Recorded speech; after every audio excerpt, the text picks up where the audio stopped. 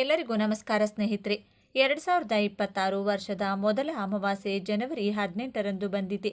ಇದನ್ನು ಅವರಾತ್ರಿ ಅಮಾವಾಸ್ಯೆ ಎಂದು ಕರೆಯುತ್ತಾರೆ. ಈ ಅಮಾವಾಸ್ಯೆಯ ದಿನ ಕಲ್ಲುಪ್ಪು ಜೊತೆಗೆ ಬಿಳಿ ಸಾಸಿವೆಯನ್ನು ರಹಸ್ಯವಾಗಿ ಈ ಜಾಗದಲ್ಲಿ ಇಡಬೇಕಾಗುತ್ತದೆ. ಹಾಗೂ ಈ ದಿನ ದಾನಕ್ಕೂ ಹಾಗೆಯೇ ಸ್ನಾನಕ್ಕೂ ಕೂಡ ತುಂಬಾನೇ ಮಹತ್ವ ಇದೆ. ಅಮಾವಾಸ್ಯೆಯ ಈ ದಿನ ನಾವು ನಮ್ಮ ಪೂರ್ವಜರನ್ನ ನೆನೆದು ಅವರಿಗೆ ಶ್ರಾದ್ದವನ್ನ ಮಾಡೋದು ಕೂಡ ತುಂಬಾನೇ ಒಳ್ಳೆಯದು. ಇನ್ನು ನಾವು ಈ ಅಮಾವಾಸ್ಯೆಯ ದಿನ ಯಾವ ಕೆಲಸಗಳನ್ನು ಮಾಡಬೇಕು ಹಾಗೆಯೇ ಯಾವ ಕೆಲಸಗಳನ್ನು ಮಾಡಬಾರ್ದು ಎಂದು ಈ ವಿಡಿಯೋದಲ್ಲಿ ಸಂಪೂರ್ಣವಾಗಿ ತಿಳಿಯೋಣ ಬನ್ನಿ. ಅದಕ್ಕೂ ಮುಂಚೆ ನೀವಿನ್ನು ಚಾನಲ್ಗೆ ಸಬ್ಸ್ಕ್ರೈಬ್ ಆಗಿಲ್ಲ ಅಂದರೆ ಈಗಲೇ ಸಬ್ಸ್ಕ್ರೈಬ್ ಆಗಿ, ಹಾಗೆ ವಿಡಿಯೋಗೆ ಲೈಕ್ ಮಾಡಿ, ವಿಡಿಯೋ ಸ್ಕಿಪ್ ಮಾಡದೆ ಕೊನೆ ತನಕ ನೋಡಿ. ಈ ಅಮಾವಾಸ್ಯೆಯ ದಿನ ಬೆಳಿಗ್ಗೆ ಬೇಗ ಎದ್ದು ಪವಿತ್ರ ನದಿಗಳಲ್ಲಿ ಸ್ನಾನ ಮಾಡಿದರೆ ಒಳ್ಳೆಯದು. ಅಂದರೆ ಗಂಗಾ ನದಿ, ಕಾವೇರಿ ನದಿ, ತುಂಗಭದ್ರಾ ನದಿ ಇಂತಹ ನಾವು ಪವಿತ್ರ ನದಿಗಳಲ್ಲಿ ಸ್ನಾನವನ್ನು ಮಾಡೋದ್ರಿಂದ ಮಾನಸಿಕ ಅಸ್ವಸ್ಥತೆಗಳು, ಚರ್ಮ ರೋಗಗಳು, ಭಯ, ಆತಂಕ ಮತ್ತು ಭ್ರಮೆಗಳನ್ನು ಹೀಗೆ ಹಲವಾರು ಮಾನಸಿಕ ಒತ್ತಡವನ್ನು ನಿವಾರಿಸಿಕೊಳ್ಳಬಹುದು. ಇದರಿಂದ ನಮ್ಮ ಮನಸ್ಸು ಉಲ್ಲಾಸವಾಗುತ್ತದೆ. ಆದ್ದರಿಂದ ಆದಷ್ಟು ಅಮಾವಾಸ್ಯೆಯ ದಿನಗಳಲ್ಲಿ ಹರಿಯುವ ನೀರಿನಲ್ಲಿ ಸ್ನಾನವನ್ನು ಮಾಡಿದರೆ ತುಂಬಾನೇ ಒಳ್ಳೆಯದು. ಅಮಾವಾಸ್ಯೆಯ ದಿನ ದಾನಕ್ಕೂ ಕೂಡ ಅಷ್ಟೇನೇ ಮಹತ್ವವಿದೆ. ನಿಮ್ಮ ಪೂರ್ವಜರನ್ನ ನೆನೆದು ಈ ದಿನ ಯಾರಾದರೂ ನಿರ್ಗತಿಕರಿಗೆ, ಬಡವರಿಗೆ ನೀವು ದಾನವನ್ನು ಕೊಡಬೇಕು. ಏನು ಬೇಕಾದರೂ ದಾನ ಕೊಡಬಹುದು. ಅಥವಾ ಅವರ ಮನೆಗೆ ಆಗುವಷ್ಟು ಒಂದು ದಿನಕ್ಕೆ ತರಕಾರಿಗಳನ್ನು ದಾನ ಕೊಡಬಹುದು, ಹಣ್ಣುಗಳನ್ನು ದಾನ ಕೊಡಬಹುದು, ಹಾಗೆಯೇ ಹಾಲನ್ನು ಸಹ ದಾನ ಕೊಡಬಹುದು, ಅಕ್ಕಿಯನ್ನ ದಾನ ಕೊಡಬಹುದು, ದಿನಸಿ ಪದಾರ್ಥಗಳನ್ನು ದಾನ ಕೊಡಬಹುದು. ಅಥವಾ ನಿಮ್ಮ ಕೈಯಲ್ಲಿ ಏನಾಗುತ್ತೋ ಅದು ನೀವು ಅವರಿಗೆ ಒಂದು ದಿನಕ್ಕೆ ಒಂದು ಒಪ್ಪತ್ತಿಗೆ ಊಟಕ್ಕೋಸ್ಕರ ನೀವು ದಾನವನ್ನು ಕೊಟ್ಟರೆ ತುಂಬಾನೇ ಒಳ್ಳೆಯದು. ಯಾರು ನಿರ್ಗತಿಕರಿರುತ್ತಾರೆ ಅಂಥವರಿಗೆ ನೀವು ದಾನವನ್ನು ಕೊಡಬೇಕಾಗುತ್ತದೆ. ಇನ್ನು ಆದಷ್ಟು ಈ ಅಮಾವಾಸ್ಯೆ ದಿನಗಳಲ್ಲಿ ನಮ್ಮ ಪೂರ್ವಜರನ್ನ ನೆನೆದು ಅವರ ಫೋಟೋಗಳಿಗೆ ಪೂಜೆ ಮಾಡುವುದು, ದರ್ಪಣಗಳನ್ನು ಅರ್ಪಿಸುವುದು ಸಹ ತುಂಬಾನೇ ಒಳ್ಳೆಯದು. ಮುಕ್ತಿ ಹೊಂದಿದಂಥ ಹಿರಿಯರ ಸಂಪೂರ್ಣ ಆಶೀರ್ವಾದ ನಮಗೆ ಲಭಿಸುತ್ತದೆ. ನಮ್ಮ ಹಿರಿಯರ ಆಶೀರ್ವಾದ ಖಂಡಿತ ನಮಗೆ ಸಿಕ್ಕೇ ಸಿಗುತ್ತದೆ ಎಂದು ಹೇಳಬಹುದು. ಅಮಾವಾಸ್ಯೆಯ ದಿನ ನಾವು ಏನು ಮಾಡಬೇಕೆಂದು ನೋಡೋದಾದರೆ ಕಲ್ಲುಪ್ಪು ಮತ್ತು ಬಿಳಿ ಸಾಸಿವೆಯಿಂದ ಏನು ಮಾಡಬೇಕೆಂದು ನೋಡೋಣ. ಬಿಳಿ ಸಾಸಿವೆ ಹಾಗೂ ಕಲ್ಲುಪ್ಪು ಏನು ಮಾಡಬೇಕು, ಇದನ್ನು ಯಾವ ಸಮಯದಲ್ಲಿ ಮಾಡಬೇಕು ಅನ್ನೋದಾದರೆ ಅಮಾವಾಸ್ಯೆ ದಿನ ಸಂಜೆ 6 ಗಂಟೆಯ ನಂತರ ಎಲ್ಲ ಪೂಜೆ ಮುಗಿದ ಮೇಲೆ, ಅಂದರೆ ಗೋಧೂಳಿ ಸಮಯದಲ್ಲಿ ನೀವು ಮನೆಯಲ್ಲಿ ದೀಪ ಹಚ್ಚಿ ಪೂಜೆಯನ್ನು ಮಾಡಿದ ನಂತರ ಈ ಕೆಲಸವನ್ನು ಅಥವಾ ಈ ತಂತ್ರವನ್ನು ಮಾಡಬೇಕಾಗುತ್ತೆ. ಈ ಒಂದು ತಂತ್ರವನ್ನು ಈ ಅಮಾವಾಸ್ಯೆ ದಿನ ತಪ್ಪದೆ ಮಾಡಿ ನೋಡಿ. ಇದರ ವಿಶೇಷತೆ ನಿಮಗೆ ತಿಳಿಯಲಿದೆ. ಇದಕ್ಕೆ ಒಂದು ಗಾಜಿನ ಬೌಲ್ ತಗೋಬೇಕು, ಇಲ್ಲವಾದಲ್ಲಿ ಪಿಂಗಾಣಿ ಬೌಲನ್ನು ತಗೋಬೇಕಾಗುತ್ತೆ. ಯಾವುದೇ ಕಾರಣಕ್ಕೂ ಪ್ಲಾಸ್ಟಿಕ್ಕನ್ನು ಉಪಯೋಗಿಸೋಕೆ ಹೋಗಬೇಡಿ. ಗಾಜು ಅಥವಾ ಪಿಂಗಾಣಿ ಉಪಯೋಗಿಸಬಹುದು. ಒಂದು ಬೌಲ್ ತೆಗೆದುಕೊಂಡು ಆ ಗ್ಲಾಸ್ನಲ್ಲಿ ಉಪ್ಪನ್ನು ಹಾಕಬೇಕು. ಈಗಾಗಲೇ ನಿಮ್ಮ ಮನೆಯಲ್ಲಿ ಉಪಯೋಗಿಸಿದಂತಹ ಉಪ್ಪನ್ನು ಈ ತಂತ್ರಕ್ಕೆ ಬಳಸಬೇಡಿ. ಅಂಗಡಿಯಿಂದ ಹೊಸದಾಗಿ ಉಪ್ಪನ್ನು ತಂದು ಬಳಸಬೇಕು. ಕಲ್ಲುಪ್ಪನ್ನು ಮಾತ್ರ ಬಳಸಬೇಕು. ಇದರ ಜೊತೆಗೆ ಬಿಳಿ ಸಾಸಿವೆಯನ್ನು ತೆಗೆದುಕೊಳ್ಳಿ. ಬಿಳಿ ಸಾಸಿವೆಯನ್ನು ಎಷ್ಟು ತೆಗೆದುಕೊಳ್ಬೇಕಂದ್ರೆ ನಿಮ್ಮ ಕೈಯನ್ನು ಸಾಸಿವೆ ಇರುವ ಡಬ್ಬದಲ್ಲಿ ಹಾಕಿದಾಗ ನಿಮ್ಮ 5 ಬೆರಳುಗಳಲ್ಲಿ ಎಷ್ಟು ಬರುತ್ತೋ ಅಷ್ಟು ಬಿಳಿ ಸಾಸಿವೆಯನ್ನು ತೆಗೆದುಕೊಂಡು ಕಲ್ಲುಪ್ಪಿದೆಯಲ್ಲ ಆ ಬೌಲ್ನಲ್ಲಿ ಕಲ್ಲುಪ್ಪಿನ ಮೇಲೆ ಹಾಕಬೇಕು. ಅದೇ ರೀತಿ ಬಿಳಿ ಎಳ್ಳನ್ನು ನಿಮ್ಮ ಕೈಯಿಂದ 3 ಬಾರಿ ಹಾಕಬೇಕಾಗುತ್ತದೆ. ಅಂದರೆ ಕಲ್ಲುಪ್ಪಿನ ಮೇಲೆ 3 ಬಾರಿ ನಿಮ್ಮ 5 ಬೆರಳುಗಳಲ್ಲಿ ಎಷ್ಟು ಬರುತ್ತೋ ಅಷ್ಟನ್ನೇ ನೀವು ತಗೊಂಡು ಕಲ್ಲುಪ್ಪಿನ ಮೇಲೆ ಹಾಕಬೇಕು. ಆ ನಂತರ ಗಮನವಿರಲಿ, ನಿಮ್ಮ ಮನೆಯಲ್ಲಿ ದೇವರ ಪೂಜೆ ಮಾಡಿದ ನಂತರವೇ ಈ ಕೆಲಸ ಮಾಡಬೇಕಾಗುತ್ತೆ. ಈ ಬೌಲನ್ನು ಹಿಡಿದು ಮನೆಯಲ್ಲಿ ಎಲ್ಲ ಕೋಣೆಗಳ ಕಡೆ ಓಡಾಡಿಕೊಂಡು ಬರಬೇಕಾಗುತ್ತೆ. ಇದನ್ನು ಮಾಡುವ ಸಮಯದಲ್ಲಿ ಯಾರೂ ಸಹ ನೋಡಬಾರ್ದು, ಹಾಗೂ ನಿಮ್ಮ ಮನೆಯವರು ಸಹ ಯಾರು ನೋಡಬಾರ್ದು. ಆ ರೀತಿಯಾಗಿ ಮಾಡಬೇಕಾಗುತ್ತದೆ. ಒಂದು ವೇಳೆ ಸಂಜೆ ಮಾಡಲು ಆಗದೇ ಇದ್ದರೆ ರಾತ್ರಿ ನಿಮ್ಮ ಮನೆಯಲ್ಲಿ ಎಲ್ಲ ಸದಸ್ಯರು ಮಲಗಿದ ನಂತರವೂ ಮಾಡಬಹುದು. ಅಥವಾ ಸಂಜೆ ನೀವು ದೀಪ ಹಚ್ತಿರಲ್ಲ, ತದನಂತರ ಕೂಡ ನೀವು ಇದನ್ನು ಮಾಡಬಹುದು. ನಿಮ್ಮ ಅನುಕೂಲಕ್ಕೆ ತಕ್ಕಂತೆ ಮಾಡಿಕೊಳ್ಳಿ. ಈ ಬೌಲನ್ನು ಹಿಡಿದುಕೊಂಡು ನಿಮ್ಮ ಮನೆಯಲ್ಲಿರುವಂತಹ ಪ್ರತಿಯೊಂದು ಕೋಣೆಯಲ್ಲಿ ಪ್ರತಿ 4 ಮೂಲೆಗಳಲ್ಲಿ ಎಳ್ಳು ಮತ್ತು ಉಪ್ಪಿರುವಂತಹ ಬೌಲನ್ನು ಪ್ರತಿಯೊಂದು ಮೂಲೆಗೂ ಮುಟ್ಟಿಸಬೇಕು. ನಂತರ ಎಲ್ಲ ಕೋಣೆಯ ಸುತ್ತಲೂ ಒಂದು ರೌಂಡ್ ಸುತ್ತಬೇಕು. ಇದನ್ನು ಮಾಡುವಾಗ ಮನೆಯ ಮುಖ್ಯ ದ್ವಾರದಿಂದ ಪ್ರಾರಂಭಿಸಿ ಮೊದಲು ಮನೆಯ ಹಾಲಿರುವಂತಹ ಕೋಣೆಯಿಂದ ಪ್ರಾರಂಭಿಸಬೇಕು. ನಂತರ ನಿಮ್ಮ ಮನೆಯ ಅಡುಗೆ ಮನೆ ಬರಬೇಕು. ಆನಂತರ ನಿಮ್ಮ ಮನೆಯಲ್ಲಿ ಎಷ್ಟು ಮಲಗುವ ಕೋಣೆಗಳಿವೆಯೋ, ಅಂದರೆ ಎಷ್ಟು ಬೆಡ್ರೂಮ್ ಇರಲಿವೆ ಅಷ್ಟು ರೂಮಿನ ಪ್ರತಿ 4 ಮೂಲೆಗಳನ್ನು ಈ ಬೌಲನ್ನು ಮುಟ್ಟಿಸುತ್ತಾ ಹಾಗೂ ಪ್ರತಿ ರೂಮ್ನಲ್ಲೂ ಒಂದು ಸುತ್ತು ಬರಬೇಕು. ಬಾತ್ರೂಮ್ ಹಾಗೂ ಟಾಯ್ಲೆಟ್ ಬಿಟ್ಟು ದೇವರ ಮನೆ ಬೇಡ. ಮನೆಯ ಈ 2 ಕೋಣೆಗಳನ್ನು ಬಿಟ್ಟು ಉಳಿದ ಎಲ್ಲ ಕಡೆಯೂ ಮಾಡಬೇಕಾಗುತ್ತೆ. ತದನಂತರ ಯಾರಿಗೂ ಸಿಗದ ಹಾಗೆ ರಹಸ್ಯವಾಗಿ ಇದನ್ನು ಇಡಬೇಕು. ನಿಮ್ಮ ಮನೆಯಲ್ಲಿ ನೀವು ಕುಳಿತುಕೊಳ್ಳುವ ಸೋಫಾ ಕೆಳಗಡೆ ಇಡಬಹುದು, ಅಥವಾ ನೀವು ಮಲಗುವ ಕೋಣೆಯಲ್ಲಿ ಮಂಚದ ಕೆಳಗೆ ಇಡಬಹುದು, ಅಥವಾ ಎಲ್ಲಿ ನಿಮಗೆ ಅನುಕೂಲವಾಗುತ್ತದೆಯೋ ಆ ಜಾಗದಲ್ಲಿ ಇಡಬಹುದು. ಇದನ್ನು ಇಟ್ಟ ನಂತರ ಈ ವಸ್ತು ಯಾರ ಕಣ್ಣಿಗೂ ಬೀಳದಂತೆ ಮುನ್ನೆಚ್ಚರಿಕೆಯಿಂದ ಇಡಬೇಕಾಗುತ್ತೆ. ಹಾಗೂ ಇದು ಯಾರ ಕೈಗೂ ಸಿಗಬಾರದು ಅಂತಹ ಜಾಗದಲ್ಲಿ ಇದನ್ನು ಇಡಬೇಕಾಗುತ್ತೆ. ಅಮಾವಾಸ್ಯೆಯ ಆ ದಿನ ರಾತ್ರಿ ಪೂರ್ತಿಯಾಗಿ ಇದು ನಿಮ್ಮ ಮನೆಯಲ್ಲಿಯೇ ಇಡಬೇಕು. ಇದರಿಂದ ನಿಮ್ಮ ಮನೆಗೆ ಹಾಗೂ ನಿಮ್ಮ ಮನೆಯಲ್ಲಿ ವಾಸಿಸುವ ಯಾರಿಗಾದರೂ ಕೆಟ್ಟ ದೃಷ್ಟಿ ಬಿದ್ದಿದ್ರೆ ಅದು ನಿವಾರಣೆಯಾಗುತ್ತದೆ. ಒಂದು ವೇಳೆ ನಿಮ್ಮ ಮನೆಯಲ್ಲಿ ಯಾರಾದರೂ ಮಾಟಮಂತ್ರ ಮಾಡಿಸಿದ್ರೆ, ಕೆಟ್ಟ ಕನಸುಗಳು ಬರುತ್ತಿದ್ರೆ, ದುಷ್ಟಶಕ್ತಿಗಳ ಕಾಟವಿದ್ರೆ, ನೆಮ್ಮದಿ ಇಲ್ಲದಿದ್ರೆ, ಅಥವಾ ದುಡಿದ ಹಣ ಕೈಯಲ್ಲಿಲ್ಲದೆ ಇರುವುದು, ಅಥವಾ ಮನೆಯಲ್ಲಿ ಯಾವಾಗಲೂ ಜಗಳ ಆಡ್ತಾ ಇದ್ರೆ, ಹೀಗೆ ನಕಾರಾತ್ಮಕ ಶಕ್ತಿ ನಿಮ್ಮ ಮನೆಯಲ್ಲಿ ಆವರಿಸಿದ್ರೆ ಈ ಎಲ್ಲ ಸಮಸ್ಯೆಗಳು ನಿವಾರಣೆಯಾಗಿ ನೆಮ್ಮದಿಯ ಜೀವನವನ್ನು ನಡೆಸುತ್ತೀರಿ. ಆದ್ದರಿಂದ ಅಮಾವಾಸ್ಯೆ ದಿನ ಈ ದಿನ ತಂತ್ರ ಮಂತ್ರಗಳಿಂದ ವಿಶೇಷವಾದ ದಿನವಾಗಿದೆ. ಇದನ್ನು ರಹಸ್ಯವಾಗಿ ನೀವು ಯಾವುದಾದ್ರೂ ಒಂದು ಜಾಗದಲ್ಲಿ ಇಡಬೇಕಾಗುತ್ತೆ. ಯಾವುದೇ ಕಾರಣಕ್ಕೂ ಚೆಲ್ಲಬಾರದು. ಇದು ಮನೆಯಲ್ಲಿ ಚೆಲ್ಲಬಾರದು. ಚೆಲ್ಲದಂತೆ ಜಾಗ್ರತೆ ವಹಿಸಬೇಕು. ಈ ರೀತಿಯಾಗಿ ನೀವು ನೋಡ್ಕೋಬೇಕಾಗುತ್ತದೆ. ಇದನ್ನು ಸಾಯಂಕಾಲ ಆದರೂ ಮಾಡಿ ಅಥವಾ ರಾತ್ರಿ ವೇಳೆಯಾದರೂ ಮಾಡಿ, ಆದರೆ ಅಮಾವಾಸ್ಯೆ ದಿನ, ಅದರಲ್ಲೂ ಈ ದಿನವೇ ಮಾಡಬೇಕಾಗುತ್ತದೆ. ಆ ಬೌಲ್ ಏನಿರುತ್ತೆ, ಕಲ್ಲುಪ್ಪು ಮತ್ತು ಬಿಳಿ ಸಾಸಿವೆ ಹಾಕಿರುವಂಥ ಆ ಬೌಲ್ ರಾತ್ರಿ ಪೂರ್ತಿಯಾಗಿ ಅದು ನಿಮ್ಮ ಮನೆಯಲ್ಲಿಯೇ ಯಾರಿಗೂ ಕಾಣದ ಹಾಗೆ ಇಟ್ಟಿರಬೇಕು. ಬೆಳಿಗ್ಗೆ ನೀವು ಸ್ನಾನ ಮಾಡುವ ಮೊದಲು ಯಾವುದೇ ಕಾರಣಕ್ಕೂ ಇದನ್ನು ಮುಟ್ಟಬೇಡಿ.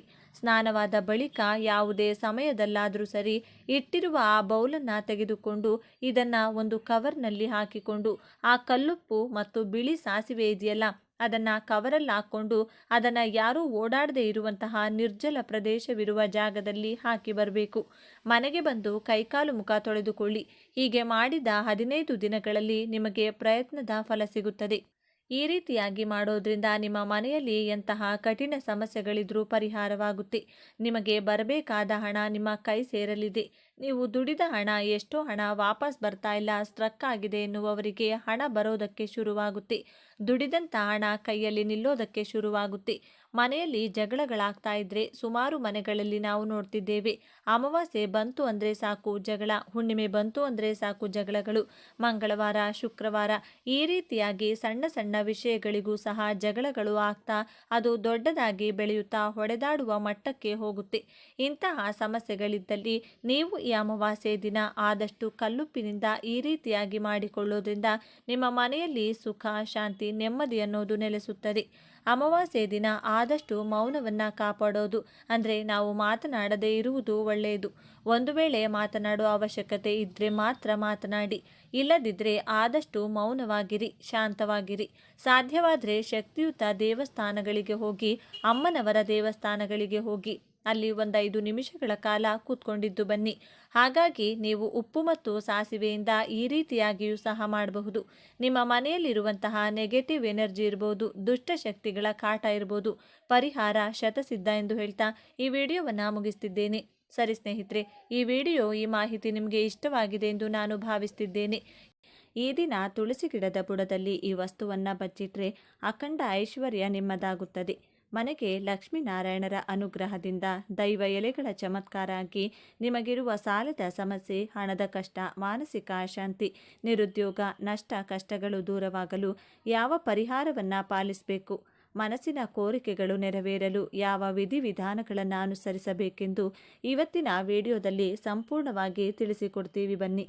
ಈ ದಿನ ಈ ಕೆಲಸಗಳನ್ನು ಮಾಡಿದರೆ ಸರ್ವ ವಿಧವಾದ ಪಾಪಕರ್ಮಗಳು ಕಳೆದು ಪಿತೃಗಳ ಕೃಪೆಗೆ ಪಾತ್ರರಾಗಬಹುದು. ಈ ದಿನ ಯಾವ ವಿಶೇಷ ದೀಪವನ್ನು ಬೆಳಗಿಸಬೇಕು, ಎಳ್ಳಿನಿಂದ ಯಾವ ಕೆಲಸವನ್ನು ಮಾಡಬೇಕು, ಮನೆ ಒರೆಸ್ತಕ್ಕಂಥ ನೀರಿಗೆ ಯಾವ ವಸ್ತುಗಳನ್ನು ಬೆರೆಸಿ ಒರೆಸಬೇಕು ಅಂತ ಇವತ್ತಿನ ಈ ವಿಡಿಯೋದಲ್ಲಿ ಸಂಪೂರ್ಣವಾಗಿ ತಿಳಿಸಿಕೊಡ್ತೀನಿ. ಅದಕ್ಕೂ ಮುನ್ನ ನೀವಿನ್ನು ಚಾನಲ್ಗೆ ಸಬ್ಸ್ಕ್ರೈಬ್ ಆಗಿಲ್ಲ ಅಂದರೆ ಈಗಲೇ ಸಬ್ಸ್ಕ್ರೈಬ್ ಆಗಿ, ಹಾಗೆ ವಿಡಿಯೋಗೆ ಲೈಕ್ ಮಾಡಿ, ವಿಡಿಯೋ ಸ್ಕಿಪ್ ಮಾಡದೆ ಕೊನೆ ತನಕ ನೋಡಿ. ಎಲ್ಲರೂ ಭಕ್ತಿಯಿಂದ ಓಂ ಶ್ರೀ ಮಹಾಲಕ್ಷ್ಮಿ ನಮಃ ಅಂತ ಕಮೆಂಟ್ ಮಾಡಿ. ಈ ದಿನದಂದು ಪವಿತ್ರ ನದಿಗಳಲ್ಲಿ ಸಾಕ್ಷಾತ್ ಗಂಗಾ ಮಾತೆ ಹಾಗೂ ವರುಣ ದೇವರು ಮುಕ್ಕೋಟಿ ದೇವಾನುದೇವತೆಗಳ ಸಾನ್ನಿಧ್ಯವಿರುತ್ತದೆ.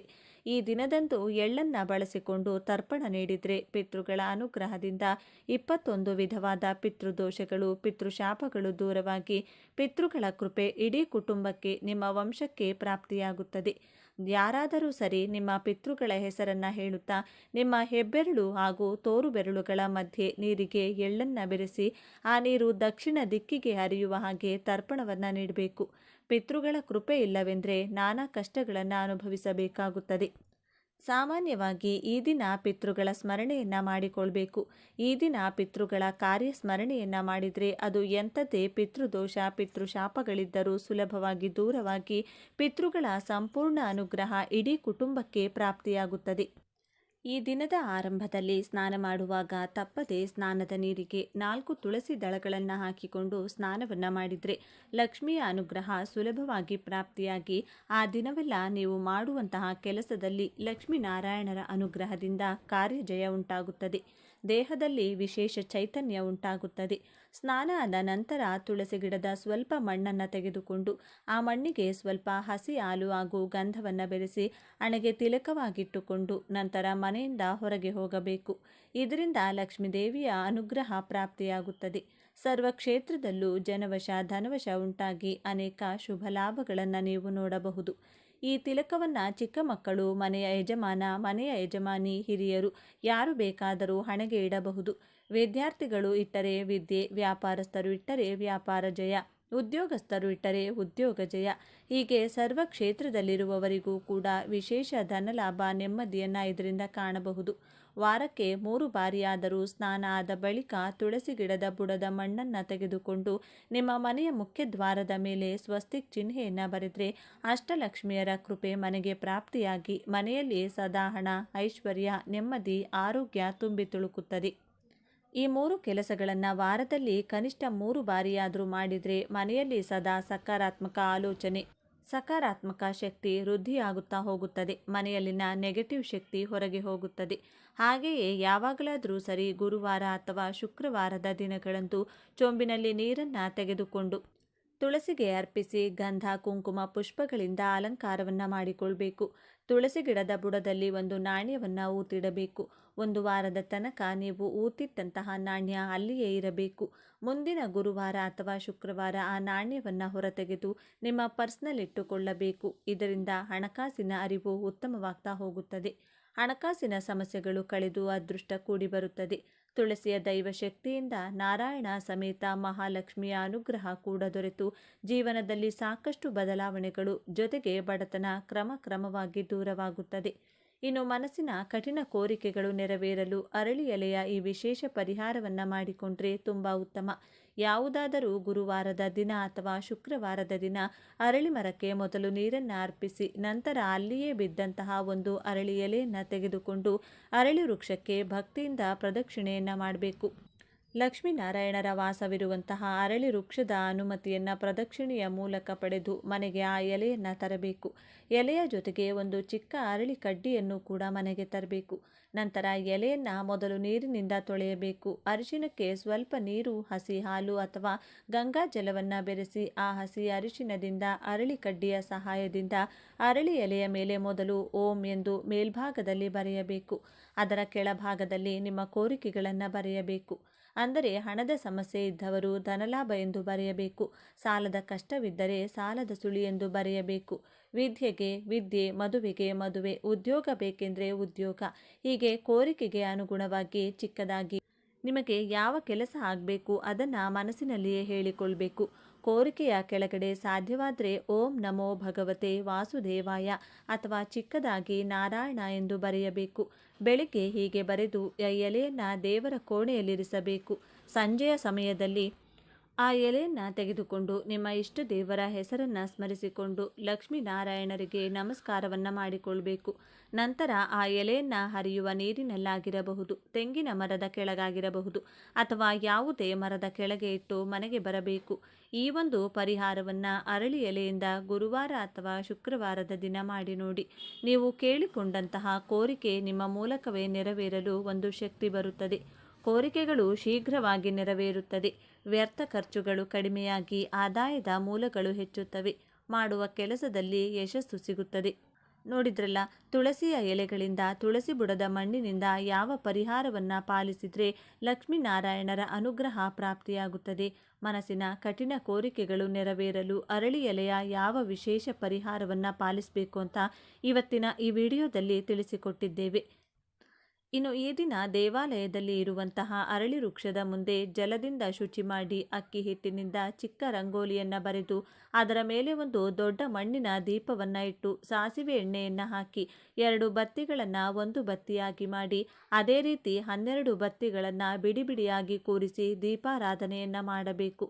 ಇದರಿಂದಲೂ ಕೂಡ ಜಾತಕ ದೋಷಗಳು, ಪಿತೃದೋಷಗಳು ಬಹಳ ಸುಲಭವಾಗಿ ದೂರವಾಗುತ್ತದೆ.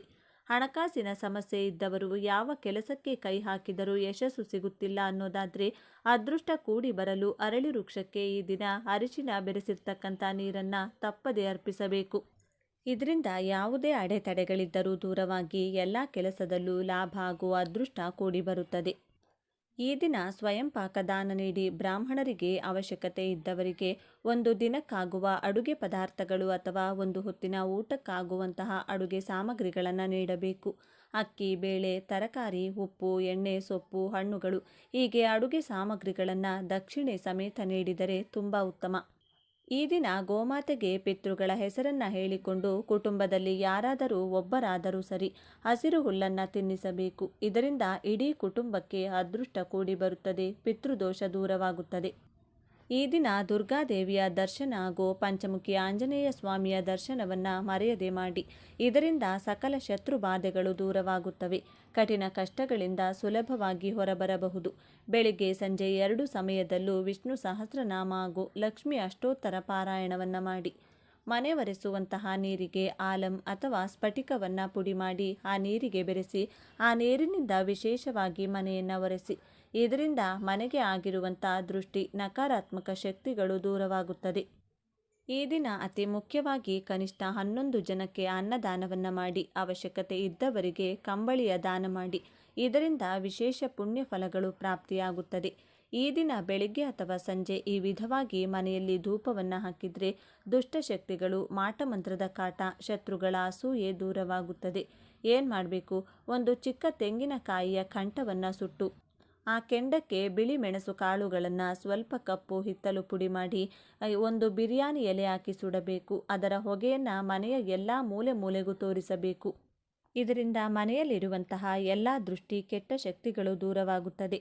ಮನೆಯ ಸದಸ್ಯರಿಗೆ ಇರುವಂತಹ ದುಃಖ, ಕಷ್ಟ, ಕಣ್ಣೀರು, ಅನಾರೋಗ್ಯದ ಸಮಸ್ಯೆಗಳು ಕೂಡ ದೂರವಾಗುತ್ತದೆ. ಈ ದಿನ ಮನೆಗೆ ಯಾರು ಬಂದರೂ ಕೂಡ ಅಥವಾ ಮನೆಯ ಮುಂದೆ ಯಾರು ಹಸಿವು ಅಂತ ಬಂದರೂ ಕೂಡ ಅವರನ್ನು ಖಾಲಿ ಕೈನಲ್ಲಿ ಕಳಿಸಬಾರದು. ಆದಷ್ಟು ಈ ದಿನ ಅನ್ನದಾನವನ್ನು ಮಾಡಿ ಪುಣ್ಯ ಫಲವನ್ನು ನೀವು ಪಡೆಯಬಹುದು. ಈ ವಿಡಿಯೋ ನಿಮಗೆ ತಲುಪಿದ್ದು ಆಕಸ್ಮಿಕವಲ್ಲ. ಇದು ನಿಮ್ಮ ಇಷ್ಟ ದೇವರು ನಿಮಗೆ ನೀಡುತ್ತಿರುವ ಸ್ಪಷ್ಟ ಸಂದೇಶ. ಈ ಅದ್ಭುತ ಸಮಯವನ್ನು ಸದುಪಯೋಗಪಡಿಸಿಕೊಳ್ಳಿ. ನಿಮ್ಮ ಜೀವನದ ಹೊಸ ಅಧ್ಯಾಯ ತಯಾರಾಗಿದೆ. ನಿಮ್ಮ ನಂಬಿಕೆಯ ಸಂಕೇತವಾಗಿ ನಿಮ್ಮ ಜೀವನ ಬದಲಾಗಬೇಕು ಎನ್ನುವ ಸಂಕಲ್ಪದೊಂದಿಗೆ ತಪ್ಪದೆ ನಿಮ್ಮ ಕುಲದೇವರ ಅಥವಾ ನಿಮ್ಮ ಇಷ್ಟ ದೇವರ ಹೆಸರನ್ನು ಕಮೆಂಟ್ ಮಾಡಿ ಅಥವಾ ಜೈ ಶನಿದೇವ ಎಂದು ಬರೆಯಿರಿ. ಆ ಭಗವಂತನು ನಿಮ್ಮನ್ನು ಸದಾ ಕಾಪಾಡಲಿ. ಸರ್ವೇ ಜನ ಸುಖಿನೋ ಭವಂತು. ಇದೇ ತರಹದ ಜ್ಯೋತಿಷ್ಯಕ್ಕೆ ಸಂಬಂಧಪಟ್ಟಂಥ ವಿಡಿಯೋ ನೋಡಲು ನಮ್ಮ ಚಾನಲ್ಗೆ ಸಬ್ಸ್ಕ್ರೈಬ್ ಆಗಿ. ಈ ವಿಡಿಯೋಗೆ ಲೈಕ್ ಮಾಡಿ, ಶೇರ್ ಮಾಡಿ. ಧನ್ಯವಾದಗಳು.